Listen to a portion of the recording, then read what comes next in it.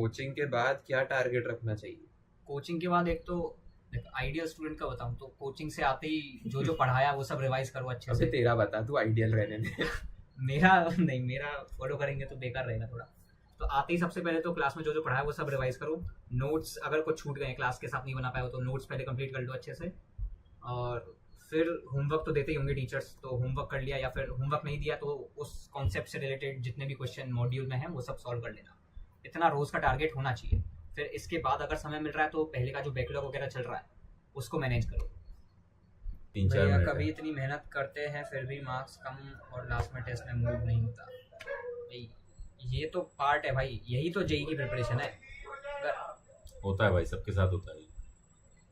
एक टाइम सबके ऐसा भी साथ। आएगा जब तुम कम मेहनत करोगे तुम्हें ज्यादा मार्क्स आएंगे उम्मीद से ज्यादा। होता है ऐसा। भाई ये यही तो पार्ट जेई होता है, ये प्रिपरेशन है। पार्ट होता है। इतनी लंबी प्रिपरेशन है, होता है सबके साथ। अगर ऐसा नहीं होता फिर तो आसान ही होता ना, हर कोई कर ही लेता फिर। आप ड्रॉपर थे क्या? नहीं नहीं, ड्रॉपर हम दोनों ही नहीं। दोनों फ्रेशर है। फ्रेशर बोलते हैं ना, क्या बोलते नहीं हैं? फ्रेशर नहीं, मतलब फर्स्ट टाइम में क्लियर फर्स्ट करा। टाइम में क्लियर किया दोनों ने। चलो किसी ने तो पूछा ही, यहाँ पे हाँ, कोई नहीं पूछता। किसी ने तो पूछा। लेक्चर्स में बहुत ज्यादा टाइम जा रहा है तो बुक से कैसे कवर करूँ? नहीं नहीं, लेक्चर ज्यादा जरूरी है। लेक्चर ज्यादा जरूरी है। बुक से कवर नहीं भी हुआ तो चलेगा, हाँ लेक्चर में जो पढ़ा रहे हैं उस पर ध्यान दो। यस प्रोवाइडेड अच्छा पढ़ा रहे। हाँ। आईआईटी बेस्ट और एनआईटी? तू एनआईटी जा। एनआईटी जा तू। कोई एक सिंगल टिप दीजिए जो आपने पूरे प्रिपरेशन में सीखा और आपको लगा कि ये सबसे इम्पोर्टेंट है।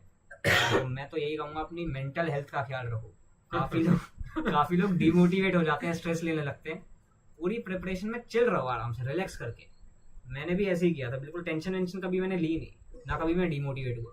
भैया ऑर्गेनिक 0 है, हो जाएगी।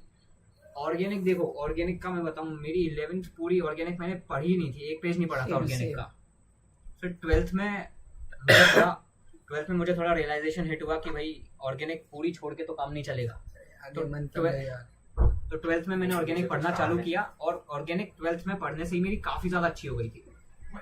तो 4 महीने अगर बच्चे ऑर्गेनिक करना चाहते हो तो हो सकती है, हो तो सकती है। और ऑर्गेनिक के लिए बस कोचिंग वाले नोट्स पढ़ने तो जीओसी आइसोमेरिज्म ज्यादा फोकस। हाँ मतलब, हाँ एक और चीज बताऊं, 11th में जीओसी और आइसोमेरिज्म होता है ना, ये सब मैंने छोड़ रखा था।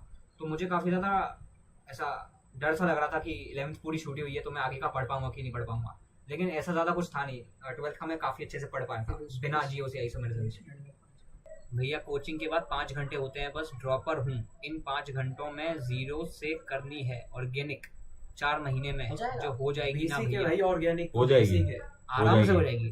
नोट्स बढ़िया से बनाना, और फिर हाँ। क्वेश्चन भी जो नोट्स में रहते हैं वही कर लेना बस। और प्रीवियस ईयर तो करनी है बस। ऑर्गेनिक के लिए रामबाड़न नोट्स, एक अच्छे टीचर के नोट्स पकड़ो और खुद के अच्छे से नोट्स वरना शौर्य बना के दे देगा। यस। मेरे बने तो रखे हुए हैं, मैं अबे दे के अपलोड कर दे, अपलोड कर दे। घर पे है, चल मैं करता हूँ कुछ व्यवस्था।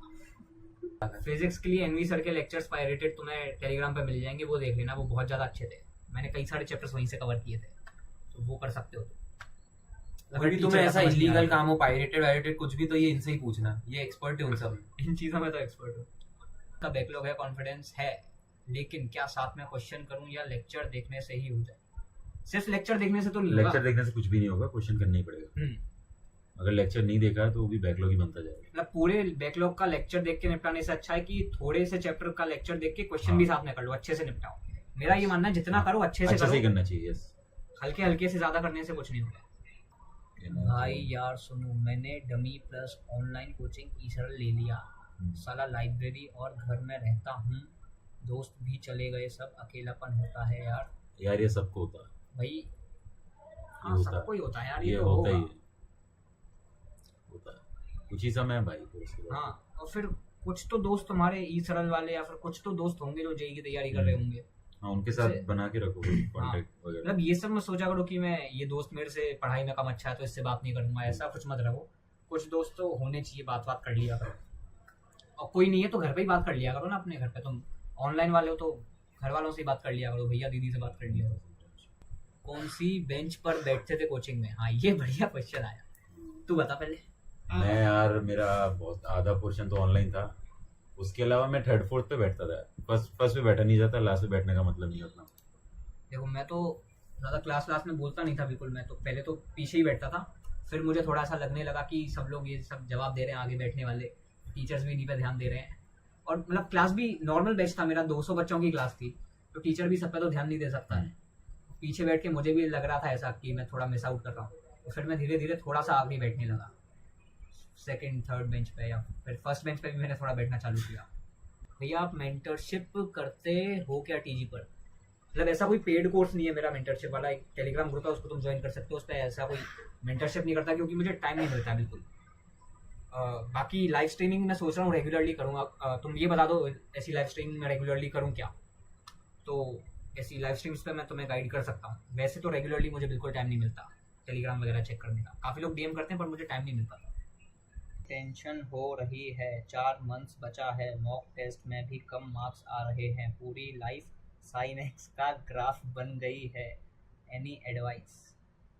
देखो 4 मंथ्स तो बिल्कुल भी कम नहीं होते हैं, 4 मंथ तो बहुत 4 ही ज्यादा महीने तो होते हैं। बहुत टाइम होता है, बहुत ही ज्यादा। इतने टाइम में तो तुम कुछ भी कर सकते हो। 0 से शुरू करके तुम हीरो बन सकते हो 4 महीने में तो। और क्या था?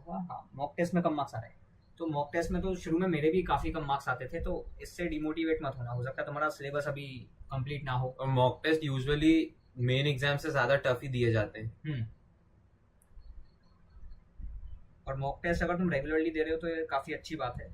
अगर मॉक टेस्ट में कम आ रहे हैं मार्क्स तो इसकी वजह से मॉक टेस्ट देना छोड़ना मत, मॉक टेस्ट रेगुलरली देते रहना। और कम मार्क्स आ रहे हैं तो हो सकता है तुम एनालिसिस सही से नहीं कर रहे हो, अपने मॉक टेस्ट देने के बाद हर रोज उसका एनालिसिस भी किया करो कि मार्क्स कहाँ पे कटे हैं।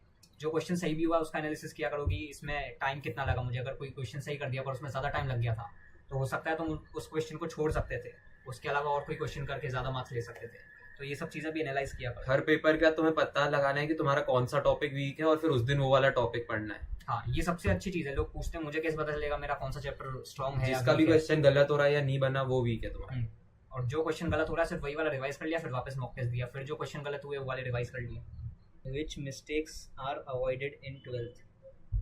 Sorry 11th। Which mistakes are avoided in 11th? देखो 11th में तो 11th तो पूरी मिस्टेक ही रहती है, और 11th की और क्या कई सारी मिस्टेक्स होती है 11th में। तो हम पढ़ना 11th तो सिर्फ पढ़ना सीखने के लिए होती है कि पढ़ाई करनी कैसे है, पर असली पढ़ाई तो 12th में होती है।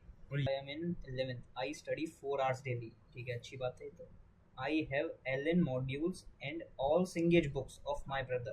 क्या बात? Please tell me how to use them efficiently. देखो बुक्स का तो मैं ज़्यादा इसलिए नहीं बता पाऊंगा, मैंने खुद ने बुक्स वगैरह ज़्यादा की नहीं थी, मैंने सिर्फ कोचिंग का मटेरियल अच्छे से किया था, सारे PYQs अच्छे से किए थे। तो मेरा तो यही मानना है सबसे पहले अपनी कोचिंग का मटेरियल पूरा निपटा लो, उसके बाद अगर समय मिल रहा है तो बुक्स की तरफ जाओ।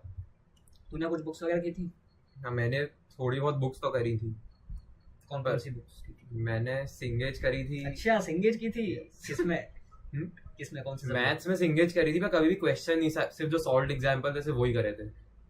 तो कैसी बुक है, रेकमेंड करेगा? हाँ, मतलब सॉल्व्ड एग्जांपल्स तो कर लेने चाहिए मैथ्स के लिए। सिर्फ केमिस्ट्री तो बिल्कुल मत पढ़ना उससे, और फिजिक्स के लिए DC पांडे और HC वर्मा बेटर है सिंगेज से। तो सिर्फ मैथ्स में ही रेकमेंड करूंगा मैं कि सॉल्व्ड एग्जांपल कर लो। भैया डिस्ट्रैक्शन को कैसे रेजिस्ट करें? मुझे कैसा लगा? अच्छा, दुखी हो। कौन मतलब कैसा डिस्ट्रैक्शन? अगर हाँ। इंस्टा का है तो मतलब मैंने भी थोड़े टाइम कोशिश करी थी, 1 आध महीना डिलीट करके, पर कुछ ज्यादा फायदा हुआ नहीं था उससे। सेम मेरे भी मतलब मेरा मेन डिस्ट्रैक्शन था यूट्यूब। मतलब मैं जो कोचिंग जाता था वो सुबह 8 से रात के 8 होती थी, और वहाँ पे फोन वोन अलाउड नहीं थे, तो बेसिक मतलब तब तो कोई डिस्ट्रैक्शन था नहीं, बस घर जाके ही मैं फोन या टीवी जो भी था वो चलाता था। मेरा डिस्ट्रैक्शन था मेनली यूट्यूब, तो उसको तो मैंने बहुत कोशिश करी एलिमिनेट करने की। मैंने यूट्यूब डिसेबल करके देख लिया, लॉक लगवा के देख लिया, मैंने स्मार्टफोन छोड़ दिया, मैंने कीपैड वाला फ़ोन ले लिया था। मैंने काफ़ी कुछ करके देख लिया, पर वो कुछ नहीं हो पाया, किसी ना किसी तरीके से मैं टाइम वेस्ट कर ही देता था। तो डिस्ट्रैक्शन तो पूरी जेईई की तैयारी में मेरा एलिमिनेट हो ही नहीं पाया कभी।